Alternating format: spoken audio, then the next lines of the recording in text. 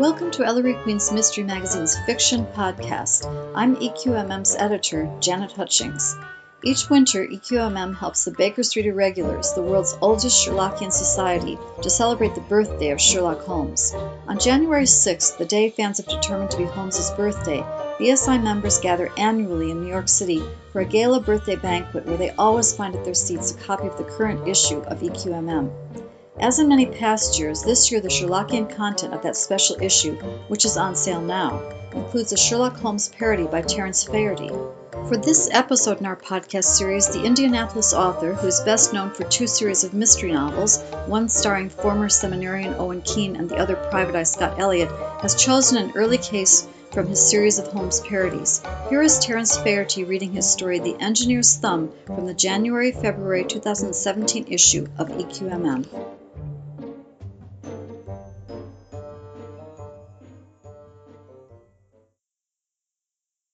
Editor's Note: the controversy sparked by the discovery and publication of early drafts of Dr. John H. Watson's immortal Sherlock Holmes stories continues to roil the world of Sherlockian scholarship.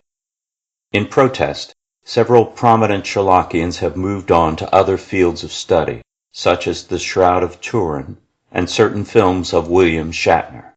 Others have embraced the new material and the insight it provides into both Holmes the sleuth hound and Watson the storyteller. It is to satisfy the demands of these inquiring minds that we here publish the earliest known draft of The Engineer's Thumb. Of all the amazing cases which came to the attention of my friend Mr. Sherlock Holmes, only two did so through my agency, that of Vitor Hatcher's thumb and the strange insanity of General Wax Button, who imagined himself to be a giant cockroach. The latter case has no conceivable literary potential, but Mr. Hatcher's adventure was so dramatic and coincided so closely with Holmes' personal areas of expertise that an official record of it is more than justified. This is especially true in light of the very incomplete and pedestrian treatment the affair received in the newspapers of the day. It was the summer of '89, while I was still recovering from the shock of my marriage, that these events took place. I had returned to private practice, leaving Holmes to his bachelor ways, though I was occasionally able to persuade him to visit my wife and me by offering him a bottomless tankard of his favorite stout, one purveyed exclusively by a pub in our neighborhood. That neighborhood was very near Paddington Station, and I obtained a steady stream of patients through the good offices of a minor station official, whom I had once cured of a mild dermatitis. One morning I was awakened before 7 by the arrival of this station guard and a second man, a traveler, I concluded from his heavy tweed suit, a deduction of which Holmes would have been proud. The guard, scratching himself a little from old habit, introduced his companion as a recent arrival from the Berkshire region, and then hurried off. "Sorry to rouse you so early, Doctor," the stranger said. "I've little enough excuse, in truth." He raised a roughly bandaged hand in explanation. He was a stout, well-built man of around 25 summers, whose strong features were marred by an expression of deep perplexity. A second off note was an odor of rotten eggs that clung to his person. "My name is Vitor Hatcher, and I'm actually a resident of London. I was out of town on business last night. Monkey business," he added with an odd, bubbling chuckle. He checked his laughter by an apparent effort of will. "Perhaps you'd be so good as to examine my thumb." Sitting down, the sufferer unwound his bandage, which I now saw to be a handkerchief, exposing 4 ordinary fingers and the most thoroughly black and blue thumb I had ever seen. I shuddered to look at it, though in my service days I had treated men kicked by army mules. That experience colored my reaction. "Were you trod upon by a horse?" "No," said Hatcher. "Struck by a most peculiar mallet. Tell me the worst, Doctor." "You will certainly lose the nail." He nearly fainted at that, what man would not, and I stimulated him with a brandy and water. I then washed the offended digit and cushioned it with some cotton and antiseptic gauze. "Thank you," he said when I'd finished. "Now I must go to the police, though I doubt they'll understand the affair any better than I do." "Hold on," I said, for I had stimulated myself with a second brandy and water, and I saw the chance for a second referral and a second fee. "If it's a mystery you want solved, I suggest you try my friend Sherlock Holmes." "Would you give me a note of introduction?" "I'll do better than that." I ushered him out quietly so as not to alert my wife, and we were shortly in a hansom bound for Baker Street. Holmes was lounging in his dressing gown, studying the latest cricket scores, as I'd anticipated. At Hatcher's appearance, the detective discreetly refolded his newspaper so that the agony columns were outermost. When he learned that neither his prospective client nor I had breakfasted, he ordered up some Scotch porridge. What arrived was so thick it could easily have been sliced and fried in the country manner. After poor Hatcher had forced down as much of it as he could, Holmes settled him upon the sofa. "That's right," he said. "Take a load off and tell us all about your remarkable evening. Something to do with very old eggs, was it?" Hatcher sniffed at his lapel. "No," he said, "but I will get to that in due course. To begin with, you should know that I am a hydraulic engineer by training and experience. I recently set up my own office here in the city, perhaps prematurely. I had high hopes for it, though I must admit that business has been slow so far. Yesterday was especially quiet. In fact, I was thinking of leaving early when my clerk announced a visitor, one Colonel Lester Strake. He turned out to be a man built along the lines of a breadstick, his extreme thinness extending even to his face, which was all angles and protruding bones. As soon as my man had left us, Strake began questioning me in a way that made me feel I was back at my university undergoing an oral examination. "Mr. Hatcher," he said in a German accent, "I have been told that you are a man of considerable competence and discretion. Is that so?" I replied that my diplomas and certificates were on display all about him. "Just so, but are you discreet? Let me speak more plainly. Can you keep a secret?" "If I promise to keep a secret," I replied, "you can consider it locked in the vault." "Are you making such a promise now?" "No, I am simply describing it." The colonel pulled on his face somewhat inexplicably. "Will you make such a promise now?" "If you like." "Now have you made it?" "No, I've merely stated my readiness to do so." He began to finger a heavy glass paperweight on my desk in a marked manner. "Please promise me that you will keep secret what I am about to divulge." "Righto," I said, smiling to myself at the long way this foreigner had taken around the barn. The colonel relaxed visibly. "Gut. Then I require you to travel by train this evening from Paddington to Eyford in Berkshire. It is a small place near Reading. The train will drop you there at 11:15. I will take you the final 6 miles to my establishment by carriage. It will be midnight by the time we arrive. Can't I drop in tomorrow noonish?" "No, it must be tonight. To compensate you for the inconvenience, I am willing to pay 50 guineas. "What exactly do you require of me?"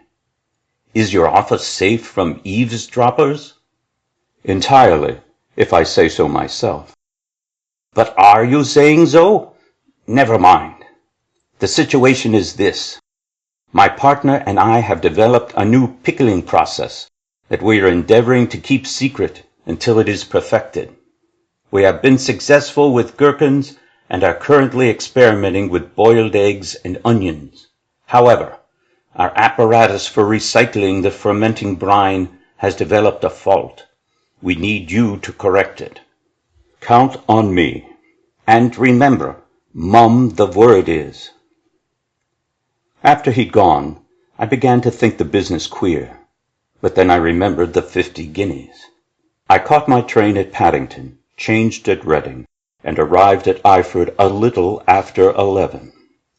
The residents could rename the place Eyesore and never be accused of false modesty. Colonel Strake was waiting with a one-horse carriage, completely enclosed, its windows covered by black shades. We did our 6 miles in 30 minutes. All that time the colonel was watching me, like he wanted to start up that secrecy routine again, but didn't quite have the heart. Finally, we stopped so close to the porch of a house that we were practically in the front hall. 2 steps from the carriage, and I actually was in the hall. It was lit by a single lamp, held aloft by a striking woman. Holmes, who had been following the meanderings of a fly with apparent fascination, sat up. Describe her. It would take a poet, Tennyson say, to really do her justice.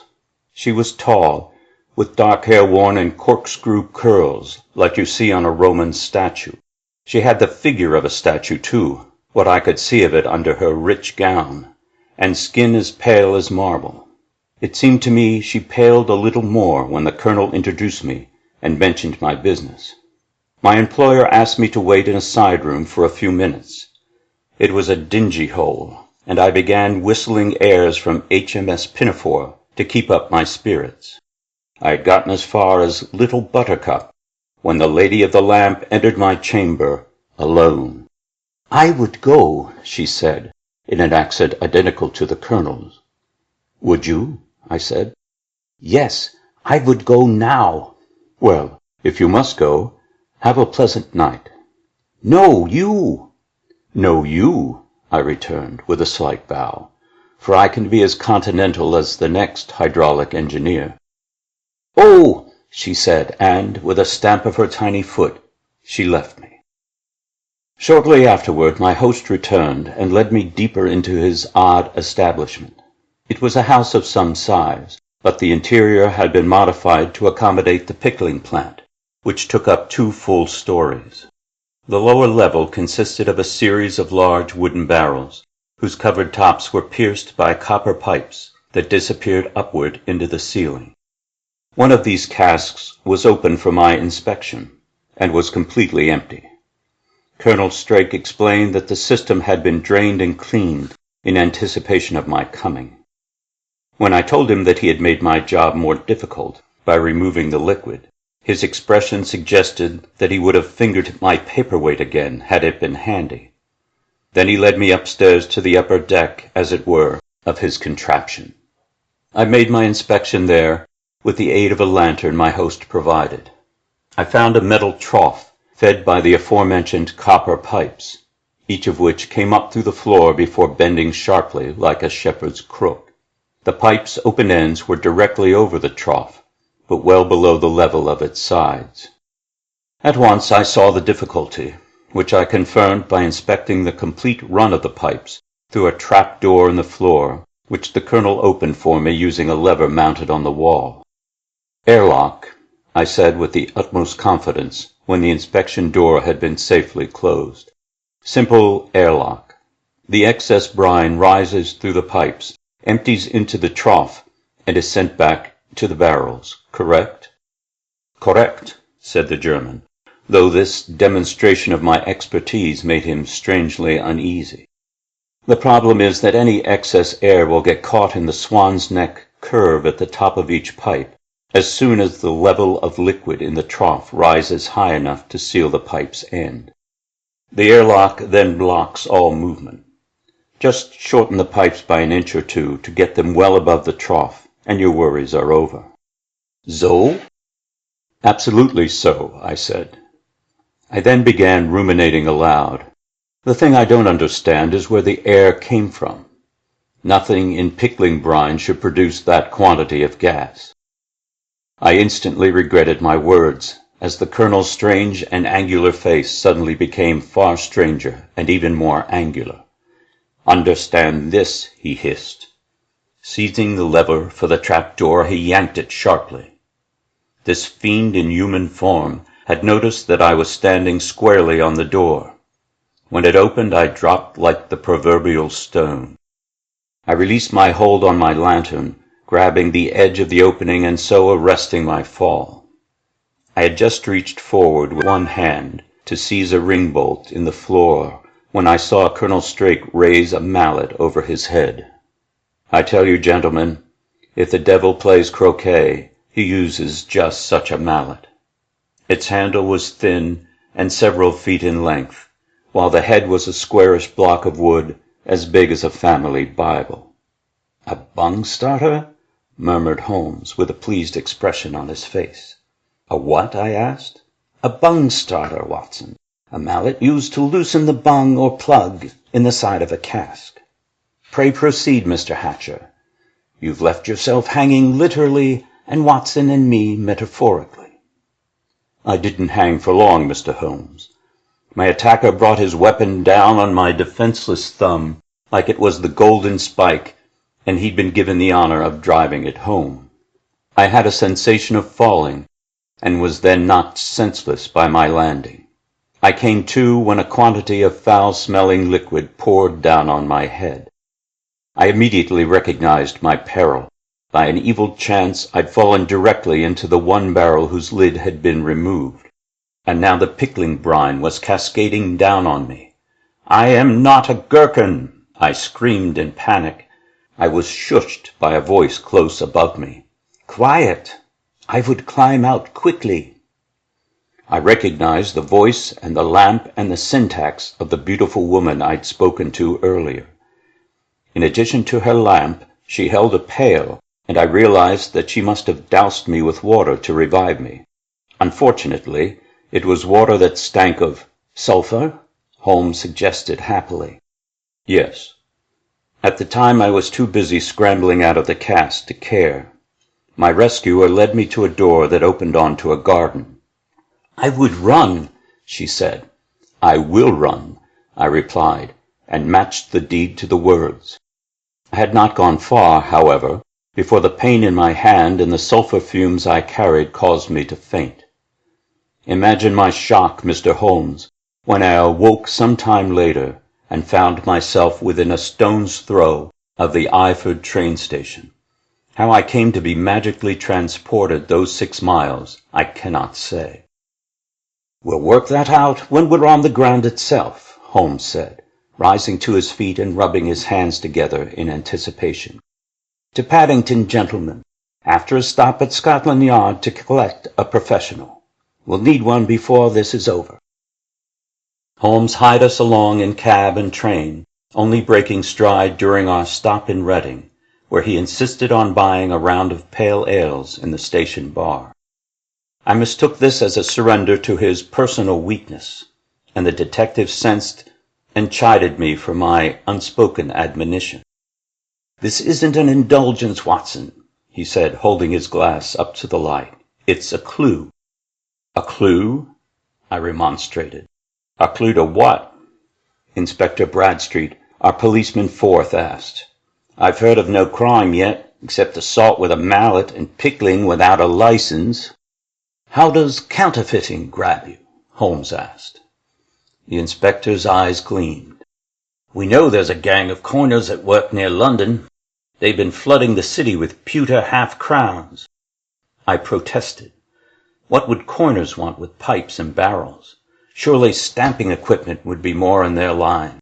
"Imagine being trapped in a giant press," I said, perhaps unkindly, given Hatcher's presence. "Now that would be an exciting scene." "A trifle pit in the pendulum, wouldn't you say?" Holmes asked dryly. "Beware of borrowing from Poe, old friend.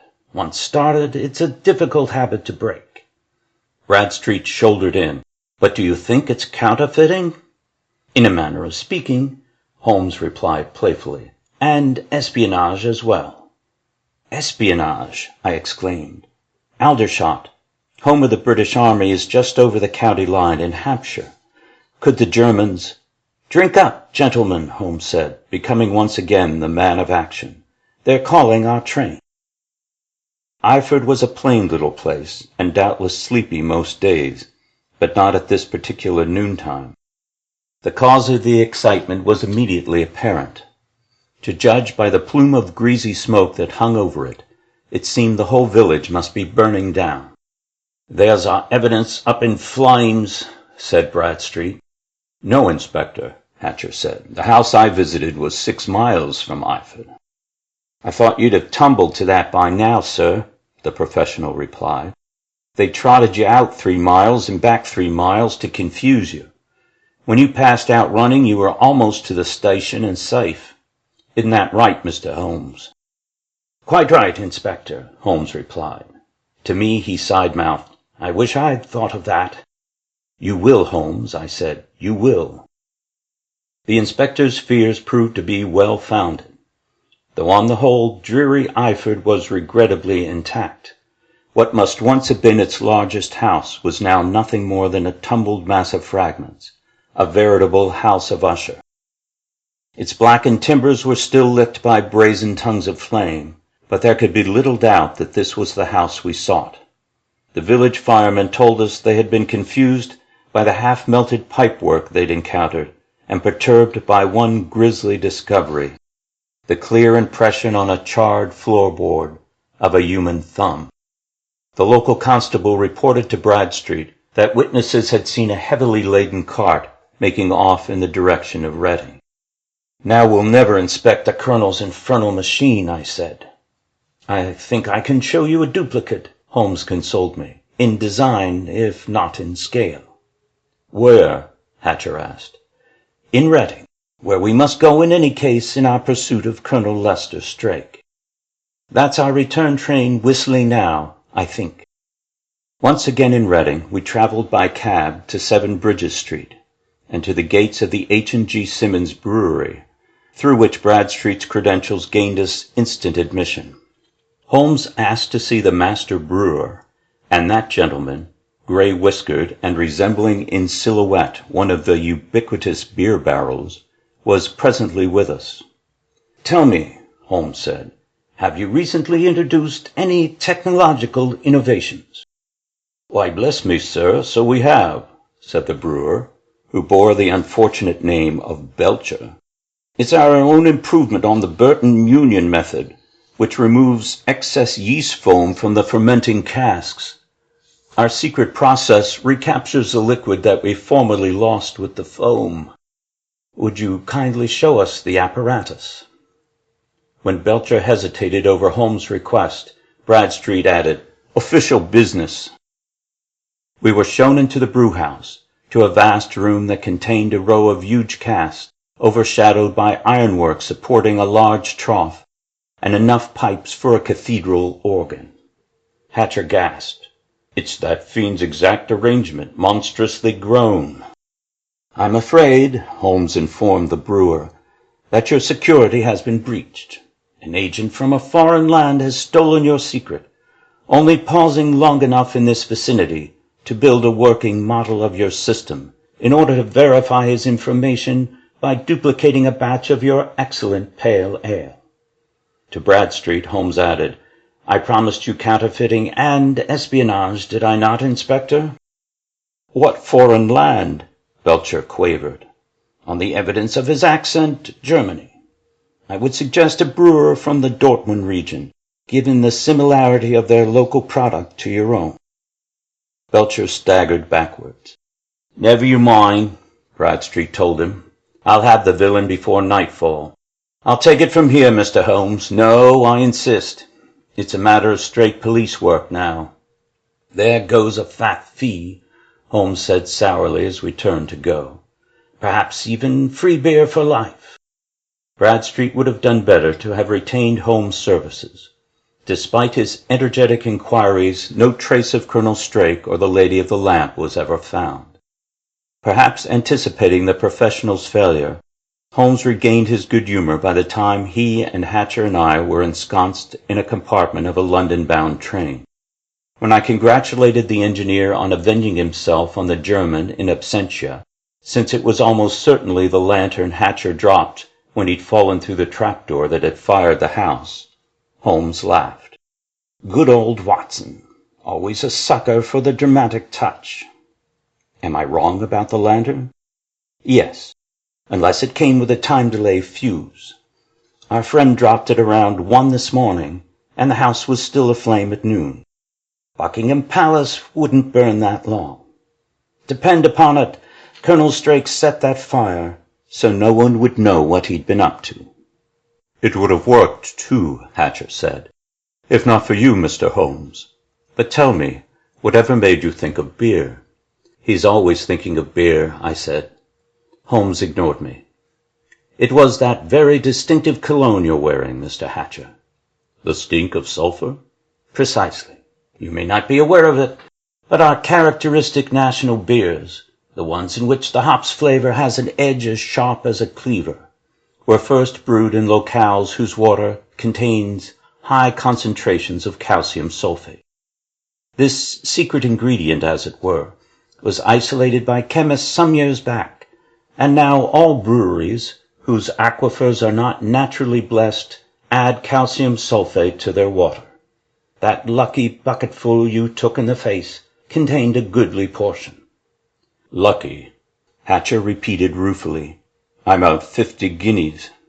But you've gained something more valuable, Holmes assured him. Experience, I said. No, not experience, Watson. You can't drink experience. Holmes again addressed the engineer. I may have lost my free beer for life, but you have not. Tell your story in any pub, display your spatulate thumb, and your subsequent rounds will all be free.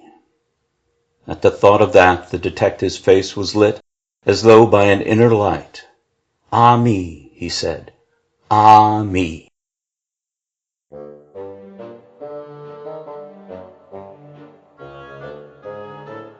The Engineer's Thumb is copyrighted by Terence Faherty. Music for the podcast, entitled Mr. Badger, was obtained from purpleplanet.com. Mixing was done by Jackie Sherbo. You can subscribe to Ellery Queen's Mystery Magazine, where you'll find more stories like this one by visiting our website at www.elleryqueenmysterymagazine.com.